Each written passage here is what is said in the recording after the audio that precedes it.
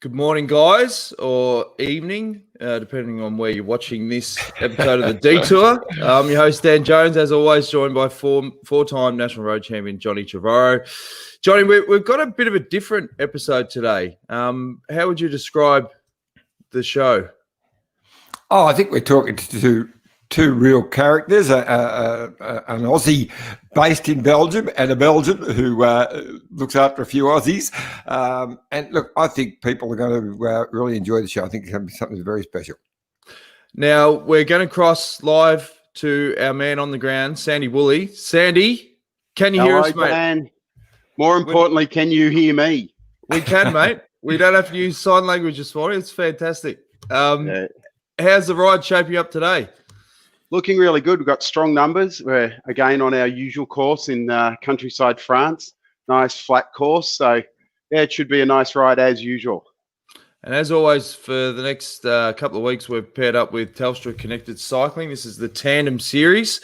Now, how do people get involved with the Telstra Connected Cycling, mate? Well, there's a few ways. Firstly, if you want to just hit us up at Telstra Connected Cycling at team.telstra.com, you can do that and we'll add you to our email list. You can also join us on LinkedIn and Facebook. So we've got a couple of groups there. So join up and we put our whatever we've got coming up on those platforms. And Duncan Armstrong, he's going to be ready to go in a couple of weeks' time. I think you've got some special guests maybe lined up. Yes, we do. So we're hoping to have a chat to Duncan on the 16th. He's given us a thumbs up. He's still got to be a bit of road to go in relation to his recovery. So obviously a big turn up, but he's doing well. So thumbs up for that on the 16th, and that'll round out our year. I will also say, Dan, for those in Melbourne, where I am, lockdown central through winter, we are doing well with COVID.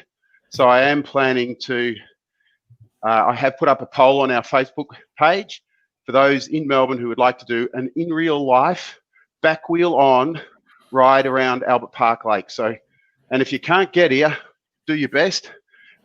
It'd be great to have an opportunity to meet some people in real life. So jump on and give us an indication whether you're up for that. People talk about sort of almost COVID anxiety, you know, when you actually have to meet people again. How do you guys go being the virtual riders to hitting the real road? Yeah, it's been interesting. Firstly, I had to learn how to balance again after a number of months just on Zwift. And but it's been really good recently, and it's almost like it hasn't happened.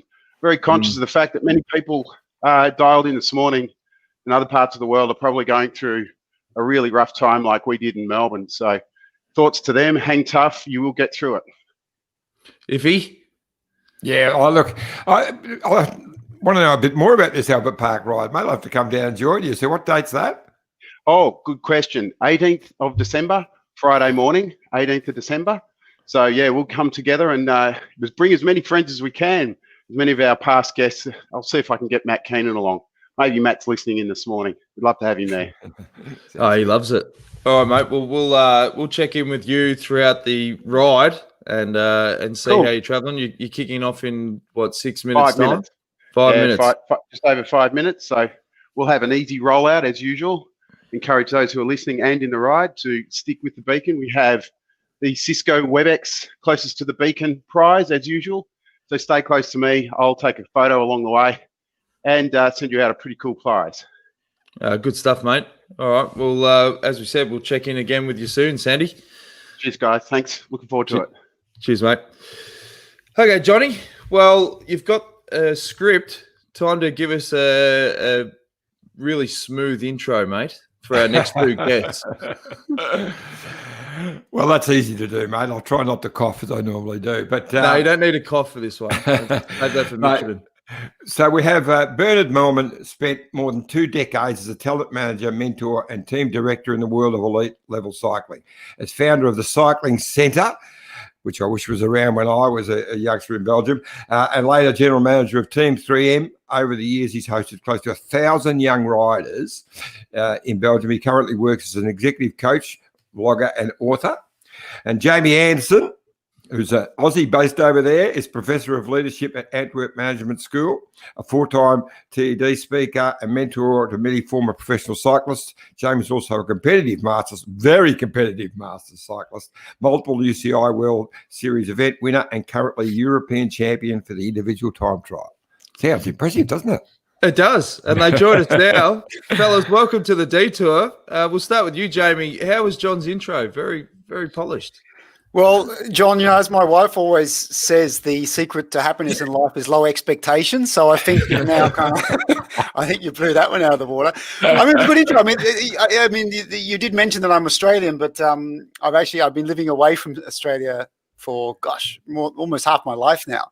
I grew up in Shepparton in country Victoria, but my wife she's a Dutch-speaking Belgian lady. So I don't know if do you guys know what happens to an Australian when he hangs out with Dutch speakers a lot? You get more of a twang, and you probably eat more Fritz. I mean, Dan, it's not so much the twang, but I've actually been recently accused of being South African. That old chestnut. Yeah. It's Australian together with the Dutch thing, you start sounding Afrikaans, which is a bit of where we come from. That's not the coolest thing to have. Yeah. Now, one of the themes that we want to touch on today is cycling transitions. You did an interview, a fantastic interview last week with your series, This Cycling Life. Now, if you haven't seen it, get on YouTube and check it out. And you had a chat with Tyler Hamilton, and there's some really interesting insights. And we've touched on this before on the Detour about, riders particularly not being set up properly for that transition. What were the key takeaways, Jamie, from that chat? Yeah, Dan, I've been working in the leadership space for a long time, and I've always been very curious about, how people progress in their careers and through life. And then, of course, getting back into competitive cycling about 10 years ago, and then, establishing friendships actually with many pros and former pros. I got really interested about this topic because I saw how much people struggle with it. So actually with what Bernard and I do with our YouTube channel, we've been doing a whole bunch of interviews with former pros on the transition.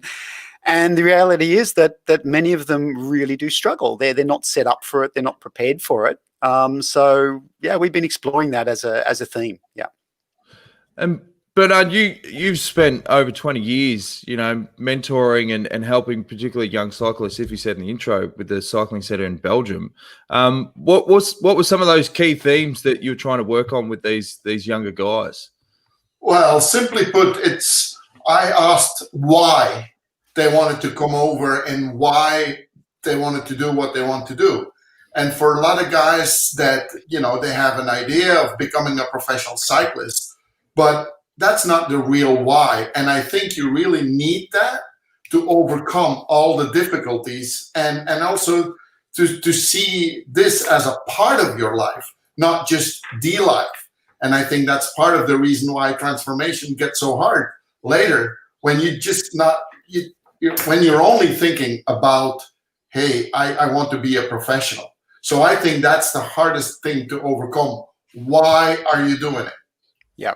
Yeah, it's a good point, Bernard. And in the Tyler Hamilton interview, Tyler talked about the fact that, when you're a young cyclist under 23 and you're trying to make it, your complete focus is on making it as a professional, right? So you're in no way thinking about what might follow or later in life, and probably for very good reason, because you need that focus. However, the real issue comes, when they then make it, they become established. And the reality with pro cycling is there is a use by date on your career, right? And the interesting thing that then starts to happen, or the question that we ask is, well, once they're into that pro contract, they do need to remain focused on performance. However, it's almost like the industry discourages them from thinking about life after cycling. And one of the reasons for that is, well, we think there's a bit of what's called the myth of distraction. Riders are told, if you start thinking about your life after cycling, you're going to be distracted from the here and now. And Bernard and I, we don't really, and the people we've met and we've seen who've done it differently, we don't really agree with that, right, Bernard? Yeah, no, I totally think it's not that way, because I literally lived with all those guys. And then let's say it's a hard day. That's 4 hours of training and a few hours of eating and cleaning up your bike. So there is a whole lot of day that you need to fill with something. So why could you not think about your future then? Because otherwise it's a pretty boring thing, and it's good when it goes well, but just think the moments it does not go well and you have nothing else to think about. How hard is that? How would have you gone if you had Bernard's Belgian training center back in the day? Look, I've thought about it quite a bit last night when I was reading up on all of that, Bernard. And in my early days over in Belgium, I remember going over there as an amateur in the early 70s. And it was just, well, we struggled. We stayed in really basic accommodation. I remember staying in the Casamatan which was sort of famous street where a lot of the Aussies used to go to.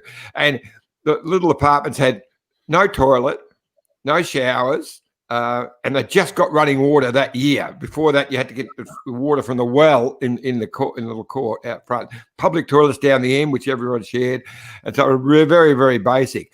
And you thought about survival, I guess, in between. I mean, we'd ride a kermesse and it'd be wet, and you'd come home covered in bloody cow dung, and we'd grab the little tin bath out, boil the kettle a few times, sit your bum in it and clean yourselves, and then someone throw it out, and the next guy would do the same thing. So very different. I would have loved to have had your setup for that. Well, yeah, but, in a way, what I wanted to do is I had the biggest admiration for all those guys coming from the other side of the world, whether it was America or Australia or South Africa, or, that alone already is marvelous to do, and it's a great adventure. But still, you want to make sure that those guys also can compete the right way, meaning you have a decent place to sleep, you have a decent place to eat and to rest, and only then you can kind of, fight with the same weapons, so to speak. So that's really what I wanted to do. And then on the other side, really helping them mentally, Yep. But Bernard, I guess one thing is also we should touch on, Bernard, is the fact that, if you mentioned the 1,000 young guys that Bernard worked with over the years, but only about 10% of those actually went on to become professional. And I think, many people internationally or outside the sport, they don't realize really how tough it is to make it, to the top level. And, Bernard, you've talked to me about how in what you did at the cycling center was also to be realistic with those guys, right? And to say to them that for many of you, this is not going to be your future. So therefore, while you're here, you should also be thinking about how else this experience will prepare you for later life. I mean, maybe you can talk a little bit about that. Yeah, well, it's even a smaller number. I would say a fair percentage is 1 or 2% that are making it. So meaning all the others are not becoming professional cyclists. So what I said, I will make sure that there is value for the buck, meaning I'm going to help you to become a professional. I do not know whether that's going to be a cyclist or something else, because what is a professional? That's somebody who makes money with what he's doing. And, there's a lot of stuff that needs to be in place to become a professional cyclist. So, yeah, I wanted to be real with them from day one. And that's why I said, make sure by the time you go back that you really know who you are, what your values are, what your talents are.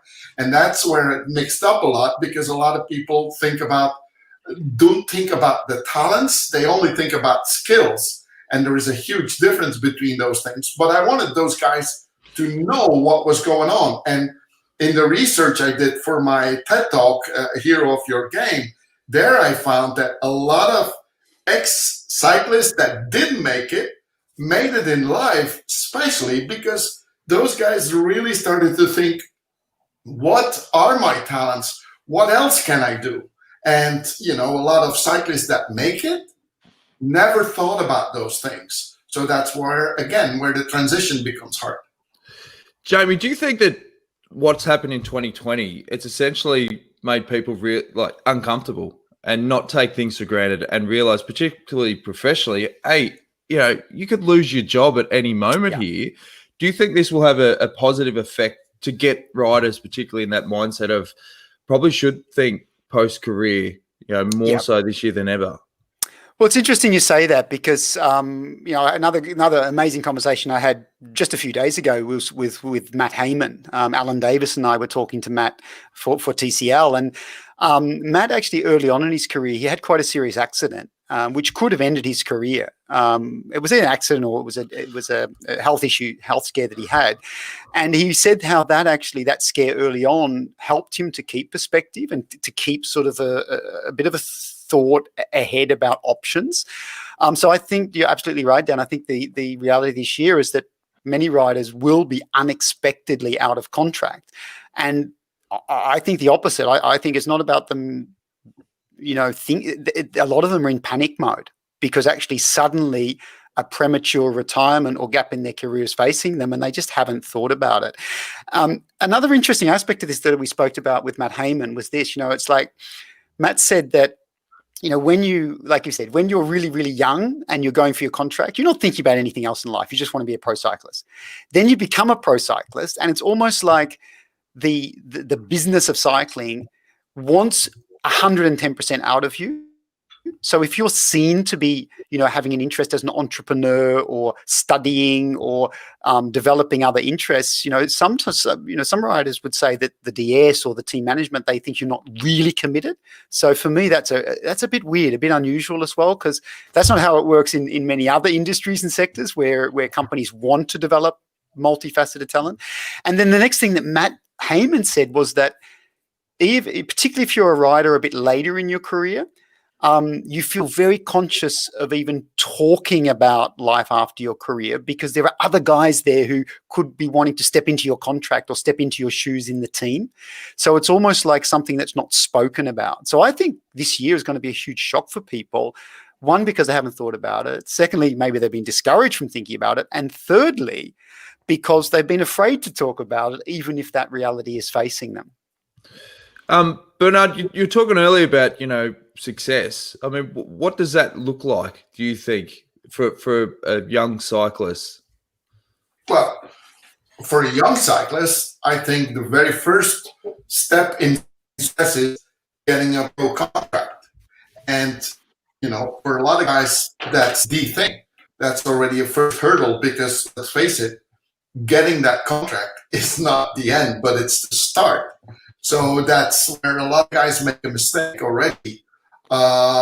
And success, then it's really about how realistic you are. You got to understand what your potential is, and then you need to try to find places where you can go with your talents, with your skills, and also with your limitations. And then I think when you have that, then you can have a clear idea of what your success can be. Otherwise, you're kind of misleading yourself, I guess. Yeah. And that's an amazing point. I mean, that Bernard and I have explored a lot with recently and sometimes long retired pro cyclists like Tyler Hamilton, is that when they're in the sport, there is so much emphasis on your skills as a rider. Now, what are your skills? Your skills are the skills that you develop in your training, in the application of training protocols, in your understanding even of things like aerodynamics. So it's skill, and you're rewarded on those skills. The problem becomes when you then make that transition after your career, that those skills are not necessarily the right skills that are going to take you into a new career path. Right. And this is sometimes where cyclists get confused. So what do we see? I mean, Dan, I'm sure you've seen zillions of examples of this. What's the first thing that a retired cyclist does? They open a bike shop because they think they've got the skills of the technical side. What you did, or John. They get into bike fitting, or they get into performance, management, or they get into coaching. I'm not saying these things are bad. However, what we see with a lot of cyclists is because they have this really strong work ethic and this need to set goals, they jump prematurely into these kind of job areas. And then within a year, sometimes too, they realize, you know what, I've got no passion for this. I've got no real joy in this. and they need to take time out to change. We've seen some recently retired Australian pros who've done exactly that, jumped straight into really intense careers. I won't talk about a certain Australian Liège winner who did that and probably pretty quickly realized that was not for him, right? So one of the things that we've started to understand is that when cyclists come to the end of their pro career, if they haven't really invested time in thinking about their talents, then the first thing they need to do is actually just take a break, take a few months, maybe half a year, to really explore your talents and understand what your possibilities might be, not rush into opening a bike shop or rush into some other job that may not be for you. I mean, Bernard, maybe you've got a take on that as well, because you've seen plenty of it. Yeah, well, you're so right. And I think there is another important aspect, and it is, let's talk a minute for those cyclists that really become successful. I mean, they get used to all the fuzz and to all the attention they get, but they don't think a lot about why people are interested in them. The people around them in the team are obviously interested because this guy is bringing in the result. And at that moment, in a way, they should realize that the people from outside, a lot of them are fans because of you, but even more so because of your success. So once your race career is over, then you still have a name, but you don't have the success anymore. So that means that a lot of people that would have jumped over whatever to get to you when you were a cyclist, when you were successful, are now just waving hi to you. So it's a different dimension. So if you think like, oh, I'm successful, I get a lot of help from people and people are trying to give me whatever I want, if you think this is gonna stay like that after your career, big trouble too. So that's a point that is underestimated a lot. Now we should check in with Sandy and see how he's traveling. Sandy, how's the ride going, mate? Are you motivated to listen to this chat or what? Yeah, well, look, can I actually say I love this chat. This is, for me, it's really relevant. I think I'm turning 54 soon. This whole idea of transition is something I'm keenly interested in and following what I love doing and finding something for me. So I'm loving this discussion. I think one of the things that I've discovered is don't sort of think it's too late. For a long time I've thought it's too late. And I think, Jamie, you probably went through that process yourself. So I'd love to hear your thoughts about that. But, mate, I'm working hard trying to keep the bunch together. Good stuff. Latest news in is you've upped the watts by about 25. So we're in the right areas. It's all good. Good bunch. Good stuff, mate. We'll check in with you again soon. Cheers. Cheers, mate. Dan, on that, I think a guy that Bernard and I know very well is Michael Rogers, and Bernard and I have both been, connecting with and supporting Michael for a couple of years now, and it's amazing, if we look at what Michael did, and I think he's a case study actually, because he left the sport.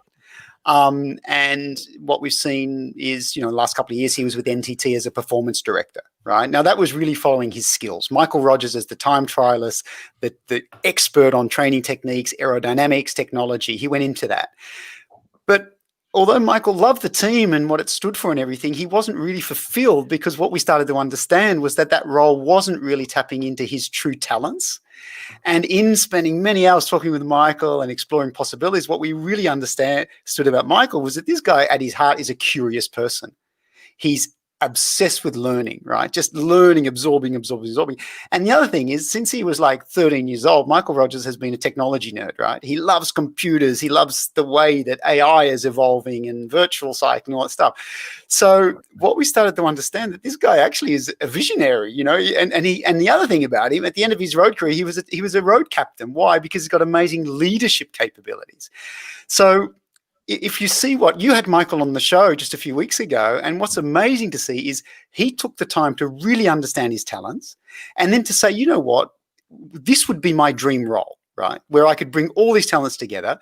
And what has Michael done? Michael has actually gone into the UCI and he's pretty much written his own job description to align with his talents. So for me, that's just inspiring to see what someone of his capability can do when he combines that work ethic he has as a pro with his real talents and what he's now doing with that. And now he's reaching an incredible influential, role in the world of cycling, and he loves it, right? So I think that's a great example of how riders can do it right.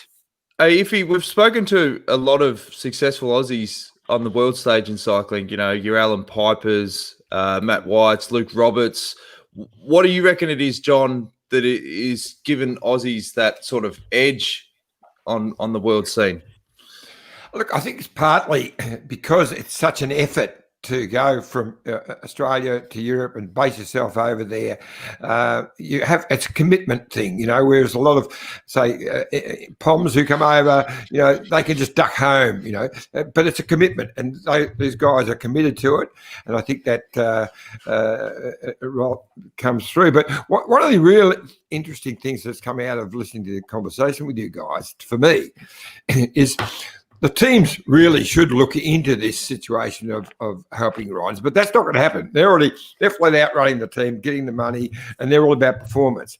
It's really a role of the UCI that should have put in place people to help pros look at the future and the transition. So, it's a challenge, but I think the UCI needs a specific person to be. But Bernard, you've got the example of Michael Rogers. Bernard, why don't you go out and create that role, and away you go, mate? UCI, transition coordinator. Well, in a way, with the cycling center, I was doing it that way, and I got laughed at in the beginning. But at the end of the day, I wanted to let talent in young guys blossom, and hopefully they were cyclists, but if not, then it was something else, and I think in the teams, if you think about the professional teams, that's too far in the chain. Those guys only have money to get performance, and in a way, that's what they sell to their sponsors. We're gonna win the tour, we're gonna win, we're gonna win, and that's all what they're talking about. But it needs to come earlier, so maybe federations, but also the entire dynamic of cycling, I think, should change a little bit, where you really start talking in the beginning how hard it is. One of the first things I always said was, you're one crash away from a job at McDonald's. But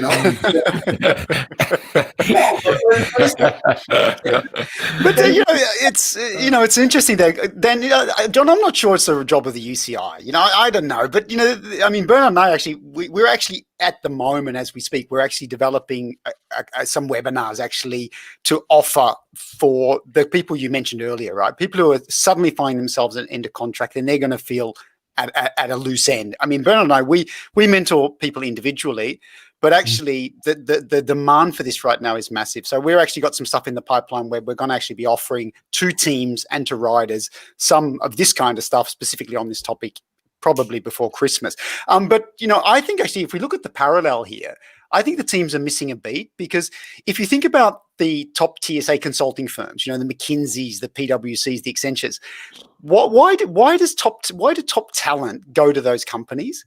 Because they know that they're going to get developed, right? They're going to work like hell. They're going to give 110% of their energy.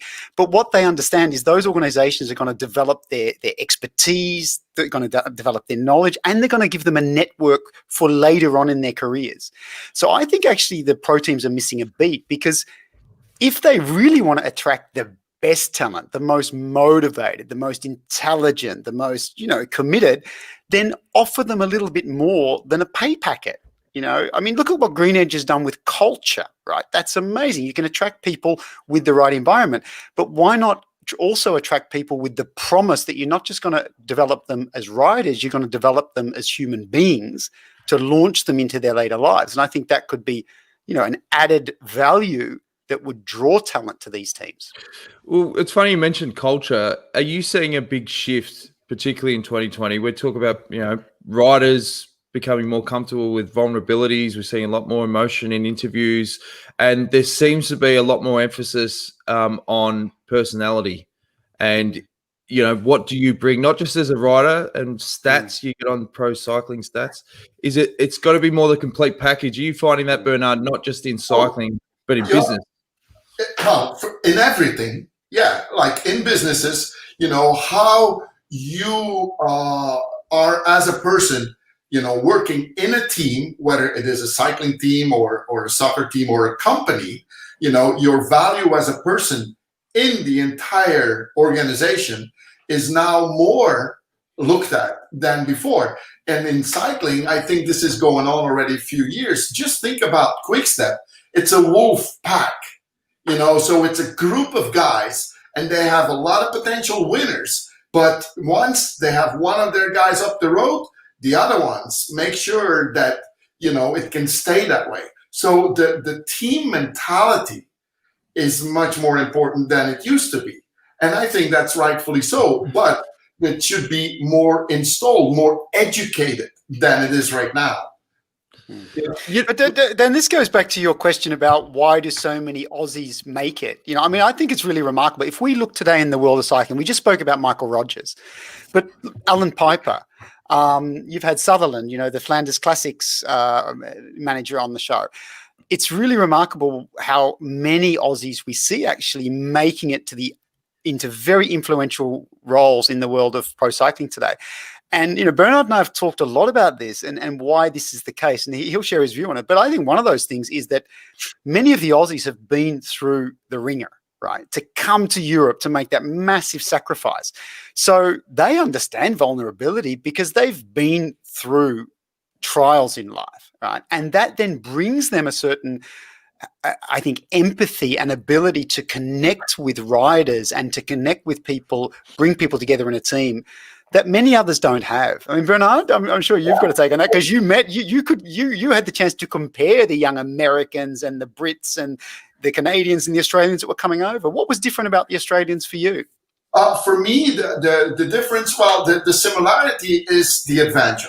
I mean, Australians and Americans are way more embracing the new and the adventure than the Europeans. Europeans, that's all the status quo. We did it that way 20 years ago, so why would we change? But the Aussies, I think they're a little tougher. They party when they can party, but they ride extremely hard when they need to. So they have, I think, the focus at the right moment for the right thing. And then, like you said, if you just think like Alan Piper, the guy came over here, and I think the only thing he was kind of sure of was about a roof above his head because he lived with the plunk cart.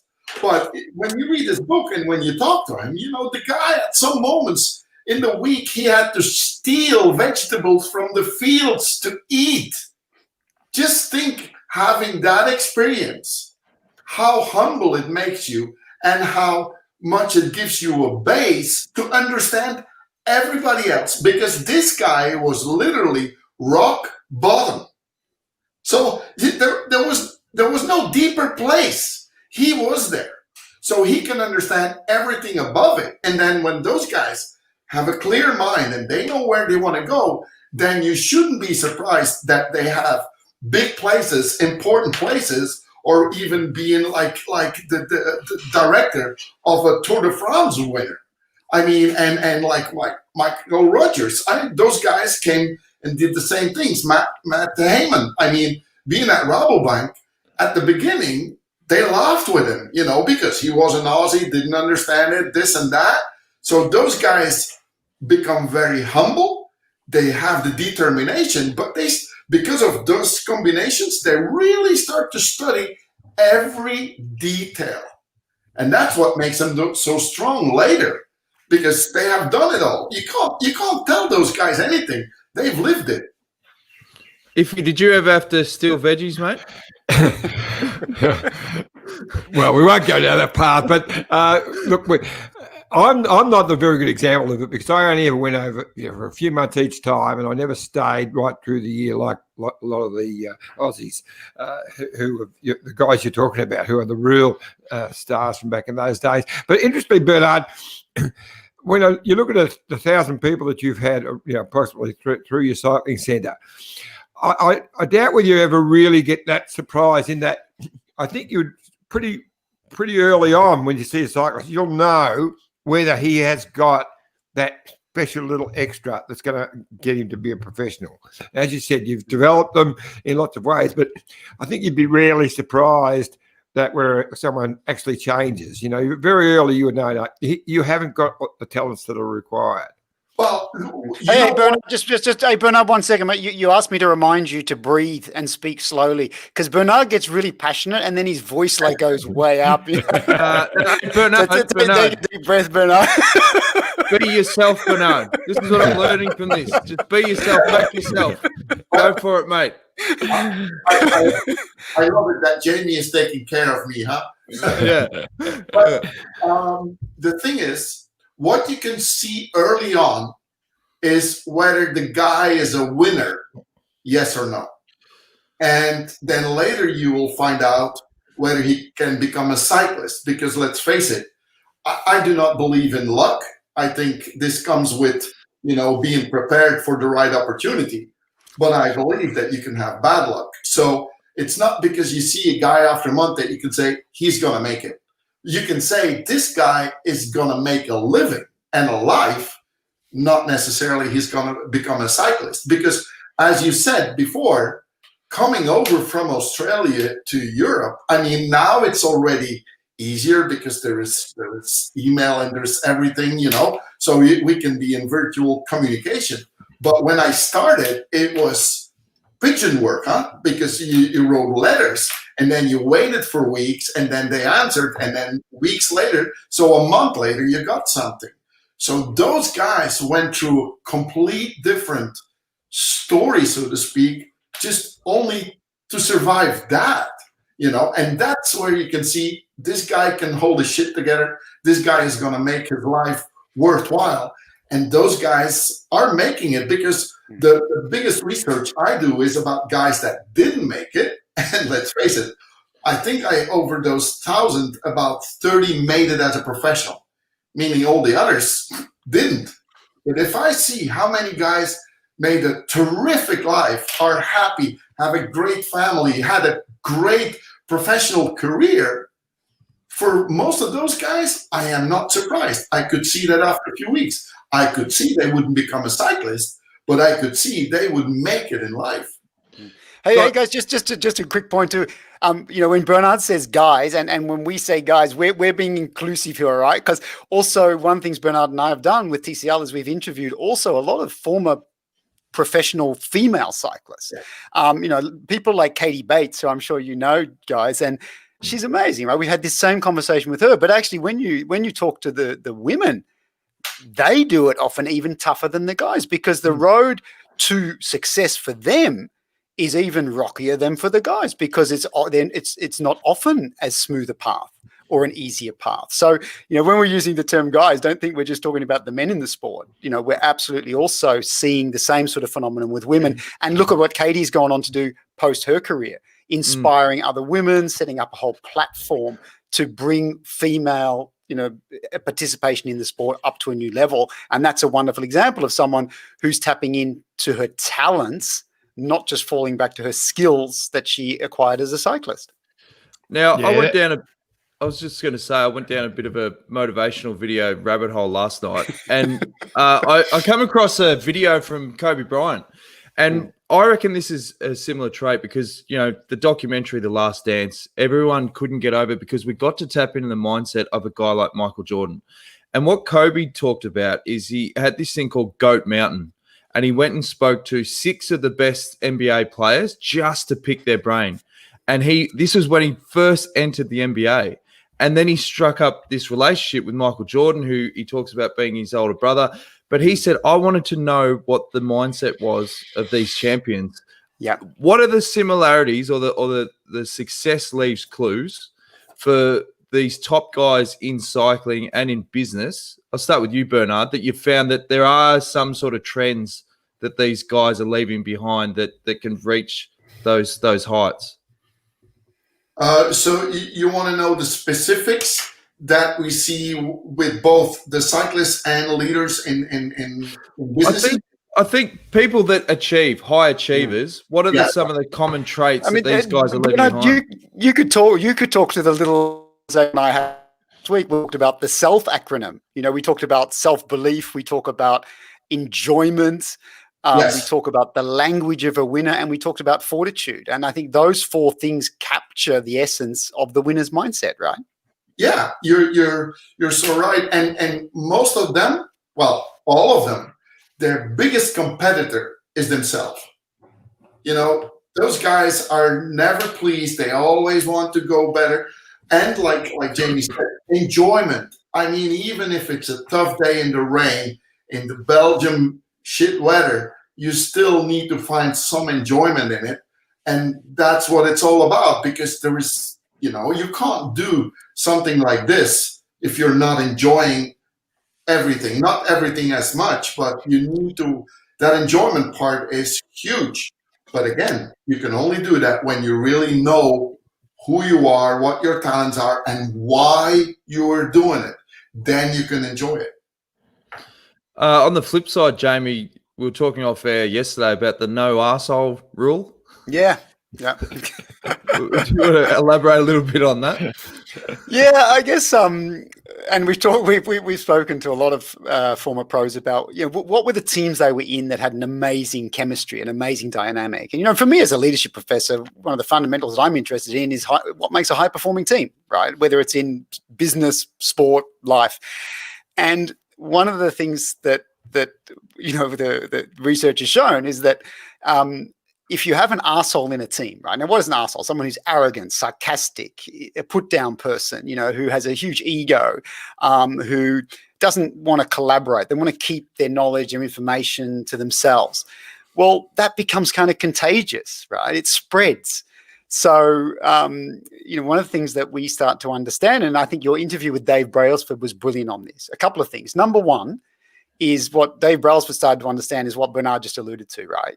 Is you can't sustain high performance for the individual or a team if the team is not enjoying what they do. If the individual doesn't enjoy because otherwise it's just work and that becomes a grind, right? Bradley Wiggins, he did his time with Sky, and what did he say? 1 Tour de France, never again, because it's not fun. I don't want to sacrifice my life to this.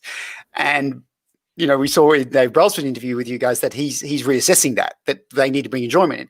But equally, what Dave Brailsford started to understand, and I think a lot of people have started to understand because the insights you brought, Dan, through Backstage Pass, is the importance of chemistry in a team and the importance of not having assholes. Now, speaking of digging deep, words just come in. Sandy Woolley's got some record watts. Sandy, how's the motivation, mate? You still chugging along? Good. It's good. We've got a lot of chat going in the conversation. So, Dan, you might just want to do a call out. We do have the replay up. So at the end of this, and all of the Detour podcasts can be found on YouTube. So get onto it if you miss anything. Some great conversations. We've got some comments. Speaking of that, Diane said, loving this discussion. Portia, great discussion, guys. Dan says, morning, boys. Well, just a random one. Ewan says, hello from Cardiff, Wales. Very disappointed that Teo Guggenhardt is not one of the 6 nominated for BBC Sports Personality of the Year. He's been bloody robbed. I mean, I think that's what we call a tangent, Dan. Yeah, exactly. Got me baffled. Yeah. Any questions you want to throw out to the guys, Sandy? No, I'm just loving this conversation. As I say, I think there's so many parallels while we're talking about cycling. There's just so much that really relates to anyone who's listening, whether you're a cyclist or not. This is stuff about who we are as people, being authentic, and dare I say it, not being an arsehole. So all of you who fall into the second category, you know, think about how you go about your work and how you interact with people. Well, we've got a very strict no arsehole policy on the detour. All right, mate. Well, we'll check in with you just before 10 minutes to go. Okay. Yeah, I'm just hold on to the end. Cheers. Thanks. Right. Johnny, we should get rid of a bit of housekeeping. Well, not get rid of it. It's not a good lead in for a sponsor segment. Do you want to do your spiel about WebEx and Mitchelton, mate? I will. Well, we'll start with Telstra Connected Cycling, because that's what it's all about this morning. And they're powered by Cisco WebEx, video conferencing and online meeting software where you can meet face-to-face with anyone in the world on any device, secure in the knowledge your data and privacy is protected. Cisco WebEx, is available via Telstra. Beautiful. There you go. And Mitchelton Wines, John? Yes, well, I've got a good friend staying up there right at the moment, so I'm sure she's enjoying her buffet special breakfast in at the beautiful Mitchelton Hotel. One of Australia's favourite wineries and a place of escape. Experience the history, the beauty and the serenity of the Goulburn Valley at your own pace. Looking over the vineyards from the iconic tower, staying at the new hotel, relaxing by the pool, recharging in the day spa, where you can quiet the mind and unwind the body and rediscover balance in a setting of peace and harmony. Explore the seasonal menu at the Muse, a wonderful restaurant where local produce offers worlds of flavour. Sample our seasonal menu with all wines perfectly paired. Stop by the Providor and tour the cellars and, of course, taste their highly awarded signature wines. Always to be enjoyed. Taste the craft and the care in every bottle at the cellar door. Mitchelton has become a very popular venue for weddings and to celebrate their special occasions. And there's a happy couple there. And you've got to visit the Aboriginal Art Gallery. It's a must. It's world class with a huge range of amazing pieces from a variety of the nation's best artists. And of course, there it is, our special, the $10,000 Land Cruiser with the $1.8 million paint job. 1.8, it's dropped. I thought it was 2.5. Yeah, we've got to start again. We'll be up to 5. Cheryl, live from the Mitchelton Hotel, says g'day. So there you go. The ads are working, Jerry. Here's a quick word from our great mates at Bike Exchange. Look at this bike. You think it's just a bike, right? But it's not. It's a bike 374 people are looking at. This guy, this girl, them, all looking at it. People from here, there, and wherever this is. People that are looking for a bike. Or just a piece of it. Amateurs, semi-amateurs, and pro-amateurs. This guy wants this bike, but with this crank and these bars. This could be the perfect match. But not this one. This girl has a bike to sell, and thousands of people might purchase it. Eyes on Bikes help grow small businesses. His, hers, yours, and the latest data and insights help those businesses keep moving. We are the world's #1 bike marketplace, with over 500,000 products and 900 brands, where buyers and sellers are brought together in a place where a bike is never just a bike. Bike Exchange, where the world buys, sells, learns, and rides. All right, we're back with our chat with Jamie Anderson and Bernard Moerman. Jamie, one thing I notice with a lot of these successful guys in sports or business, it can sometimes come at a bit of a price because you do at times have to be a bit selfish and, you know, things might suffer.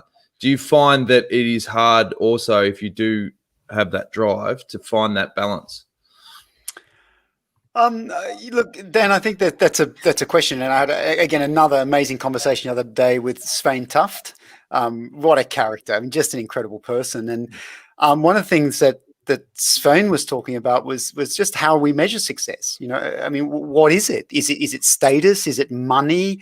Is it podium results? And Svein actually was being very reflective about that, saying that, you know, maybe we think a bit too narrowly, as you know, whether it's in business or in cycling, about how we say that's a successful person, right?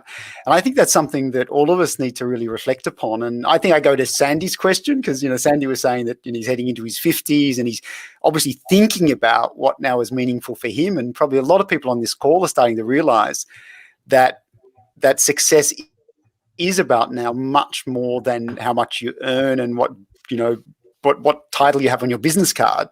And for many of us, that success also starts to encompass being the best we can be as athletes, even if we're in our 40s and 50s, which certainly is a journey that I've been on over the last years.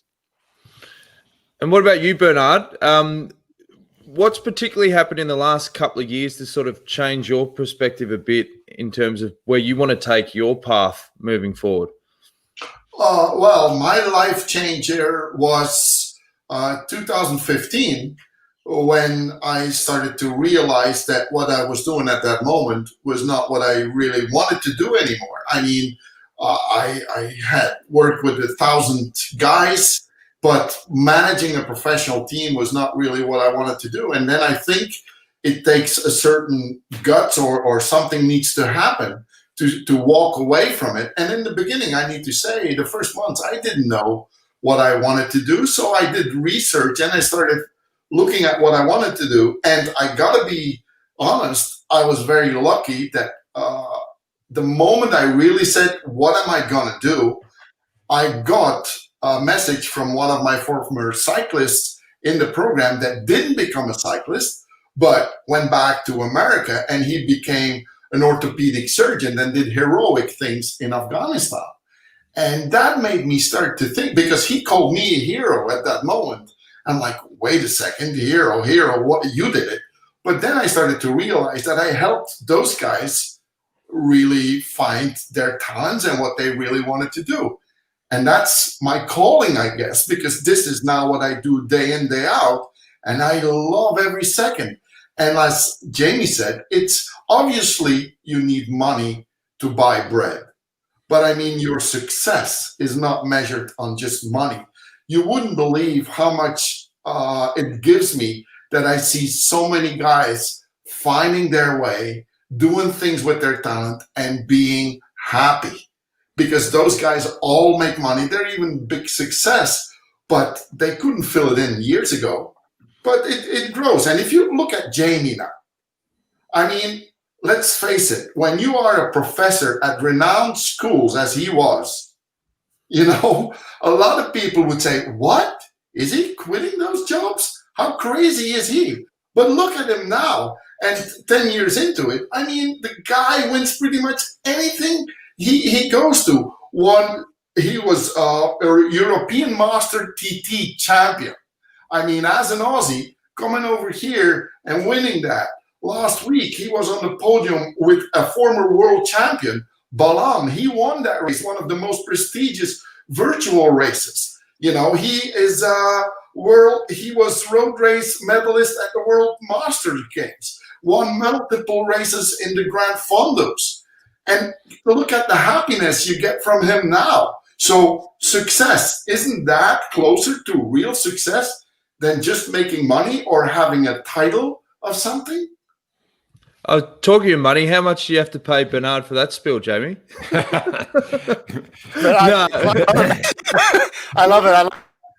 You know, thanks, Bernard. But Dan, listen, there's another guy who we have to talk about here because, you know, Iffy, you know, we met this guy, Bernard and I met Dan Jones about 6 months ago. This guy who thought that his skills were in filmmaking and making documentaries and stuff. And then we had lots of conversations with this guy called Dan Jones about what are his real talents in life. And what has Dan started to discover? That he has incredible talents as an interviewer. And in fact, he's got amazing talents at orchestrating conversations with people, right? And that's exactly what we're seeing now with you, Dan, on the Detour podcast. So maybe you can just speak briefly about the journey you've been on, because you've been going through this transition as well. I think for me, I got to a point in doing the backstages and taking on board the doco. Normally you'd get that period of mental reset, you know, in a cycling season. It is a bubble, but it's a very full-on bubble when you're on the road. And doing the documentary as well, I didn't get that chance, particularly if you're creative.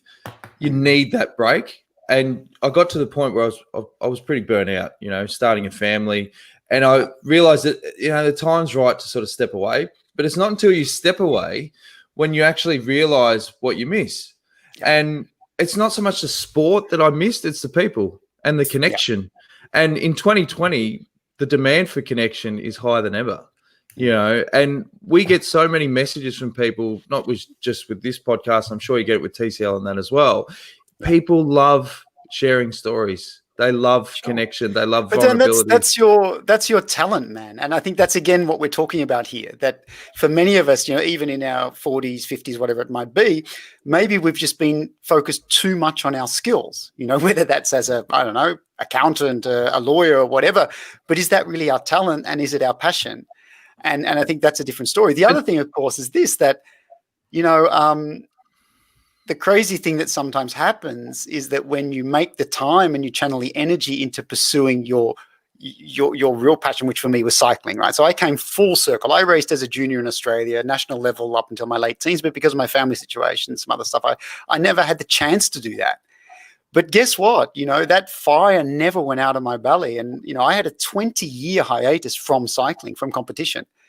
But gosh, when I came back, I was coming home, coming back to what I was so passionate about. And of course, that raw intensity of emotion that we experience as cyclists, as competitive cyclists, being in a race, standing on a podium, I don't care what anybody says about work, a job, nothing matches that. So I'm very passionate about it. And of course, the other thing we should say here is this, that, many of us on this call, we're parents, we're uncles, we're aunts, whatever it might be.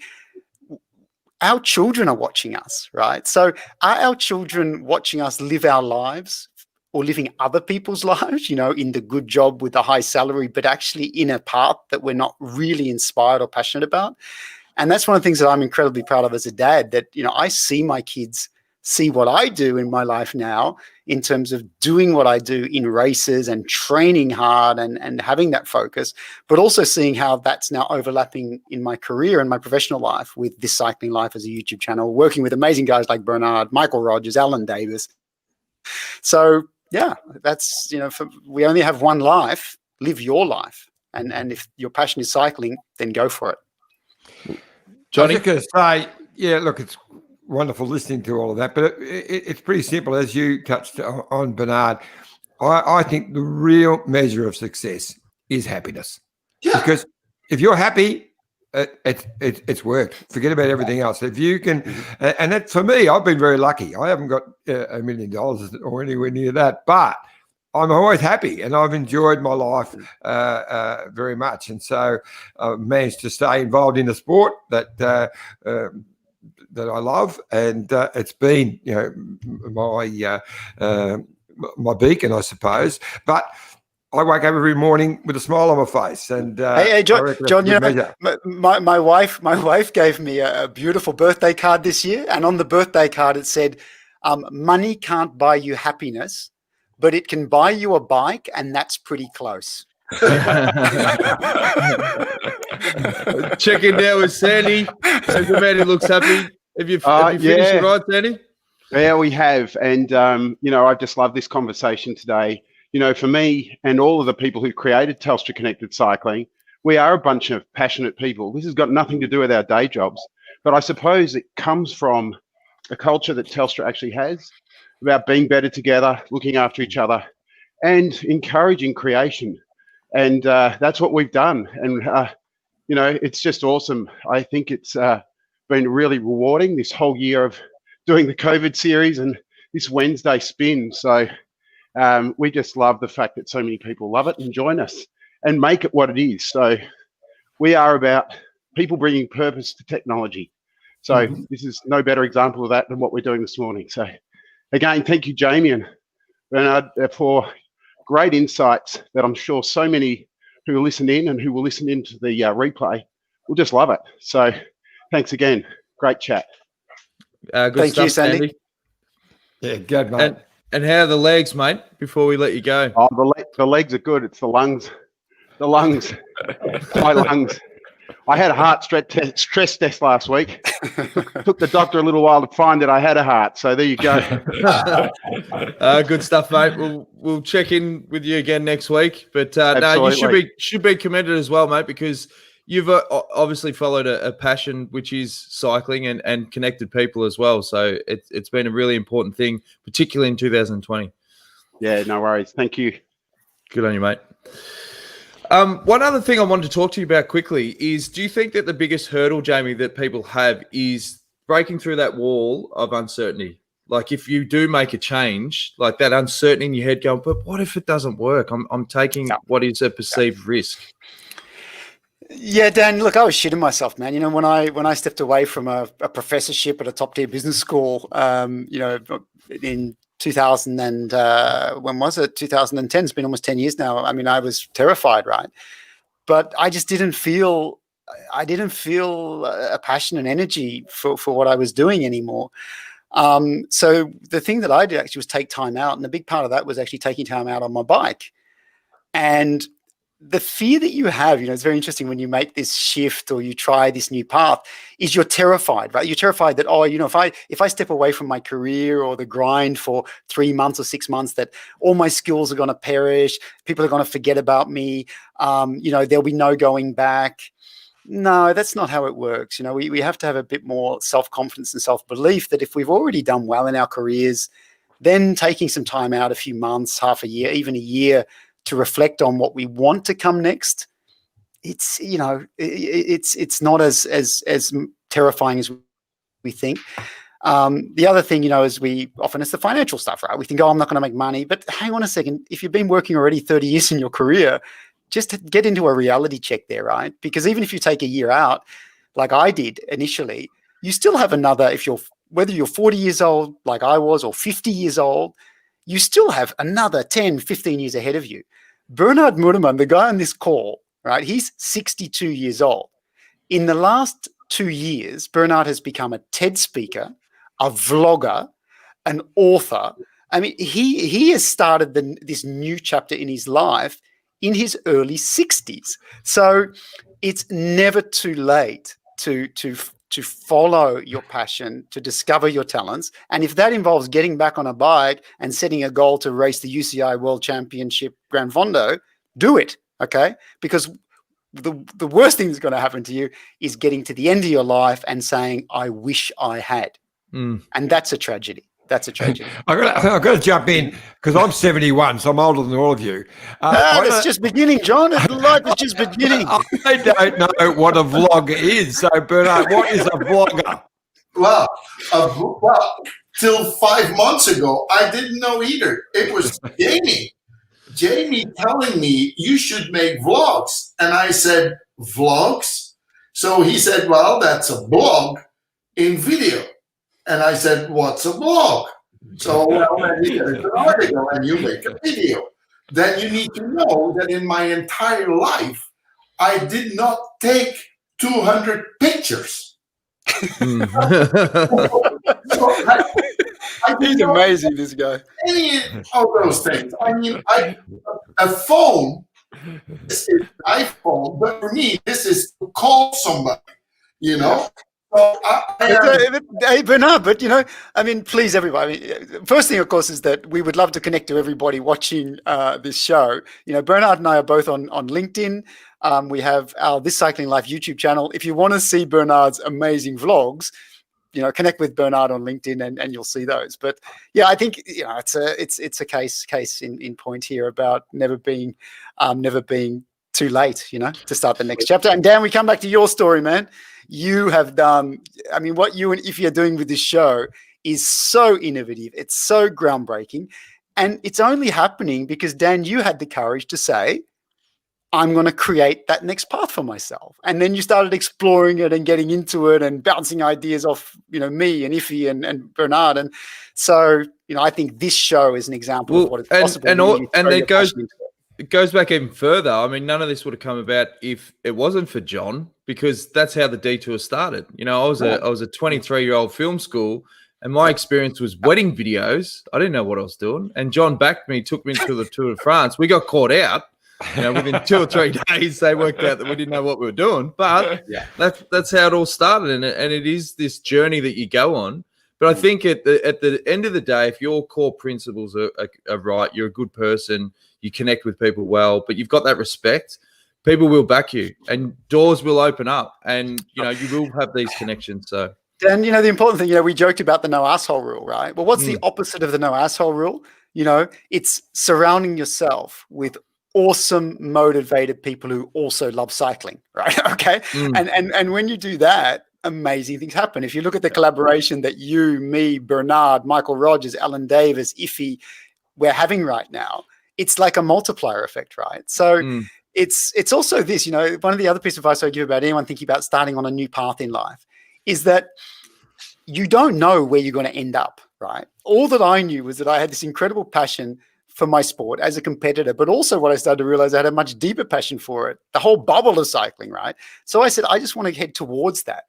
So all I did was started reaching out to people and experimenting and trying new things, okay? It took 2.5, 3 years to, in a way, make that shift, but cycling is such a huge part of my life right now. If you had have told me 10 years ago when I stopped being a business school professor that this would be my life today, I would have said you're crazy. But I make a living from cycling today, from talking about it, from sharing about it, and all that stuff.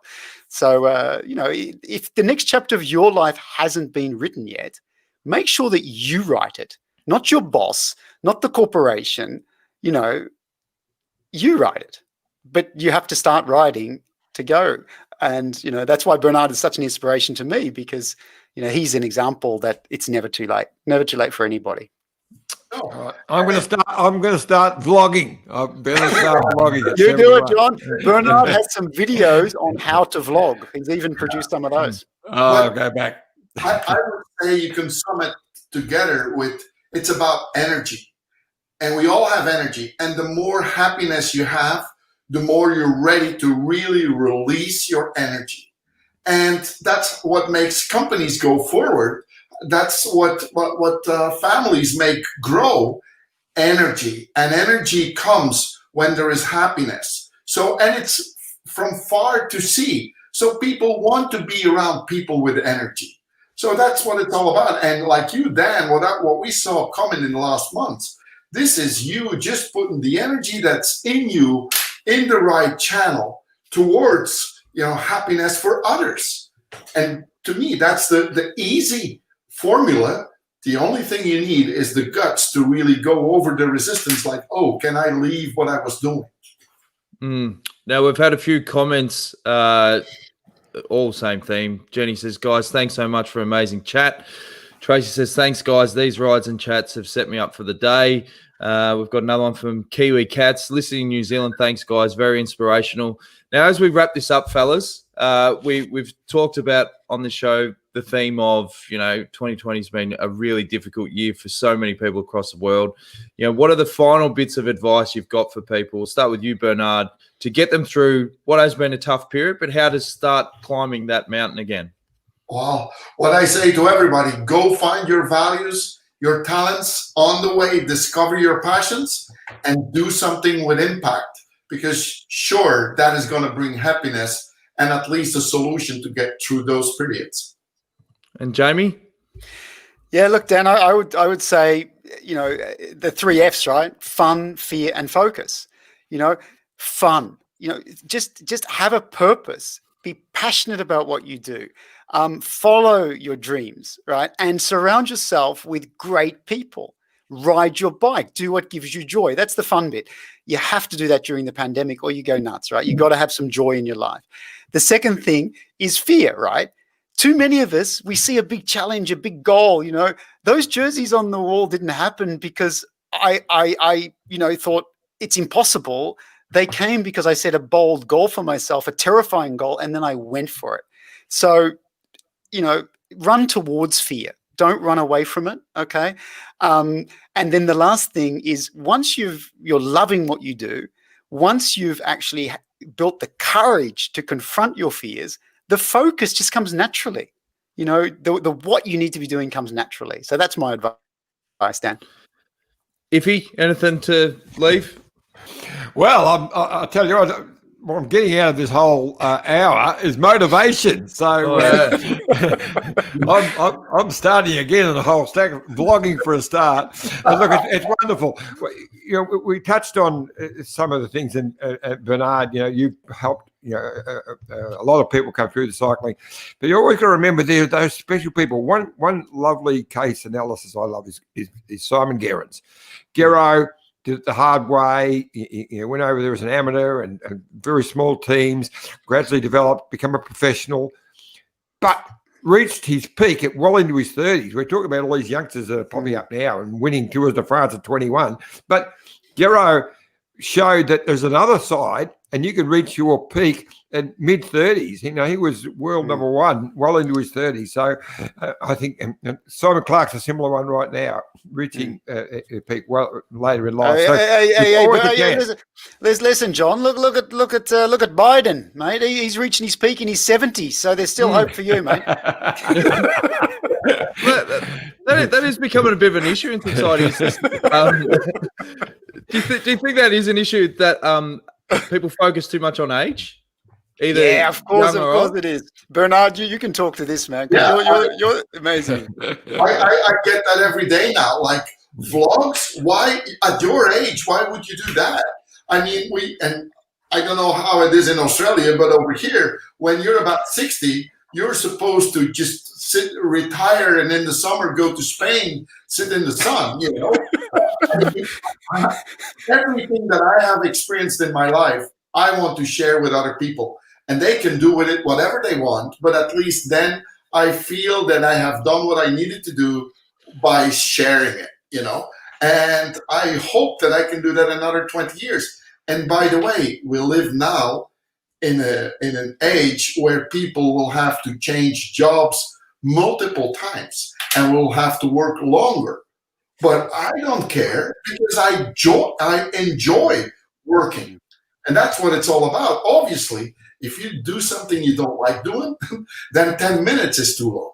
Yeah. But if you love what we're doing, I mean, I don't care that it is 14 hours a day. I have never counted my hours or my days. So, Yeah. I mean, Dan, you know, you gave that the other, you know, when you said, what should we be doing during the pandemic, right?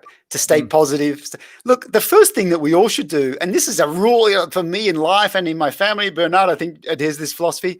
The first thing you wake up in the morning, you do is you smile, right? And then you get on your bike. Okay. Not everyone was going to get on the bike, but that's what I do. But the point I think Bernard and I are getting at here is the way that you live your days is the way that you live your life. Right. So if you live your days full of energy and inspiration and passion and dreams and you surround yourself with amazing people who also bring that positive energy, that collection of days soon becomes a collection of weeks, which becomes a collection of months, and that becomes your life. Right. So, you know, start living your life today. Don't wait for tomorrow or next week. Start living it today. And Dan, we're seeing that with you, mate. It's such a pleasure to see you thriving with what you're doing now, seeing Iffy becoming the internet, you know, like guru in his 70s. I mean, this is just mind-boggling, right? Yeah, you guys are knocking over, you know, I'm not going to mention the TV stations in Australia and all that stuff, but it's you two guys who are shaking things up, and it's awesome. It's just awesome. As the thing, you know. This has become like a group hug fest, you know. Oh, it has. It's been 1 hour of therapy. We better stop it here. There might be tears coming soon, Dan. Exactly.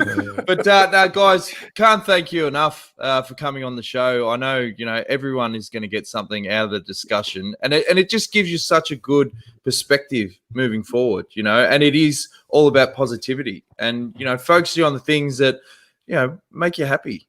And if you are happy, you're going to live a great life. It's a pretty simple philosophy. Look at Iffy. They call him Benjamin Button.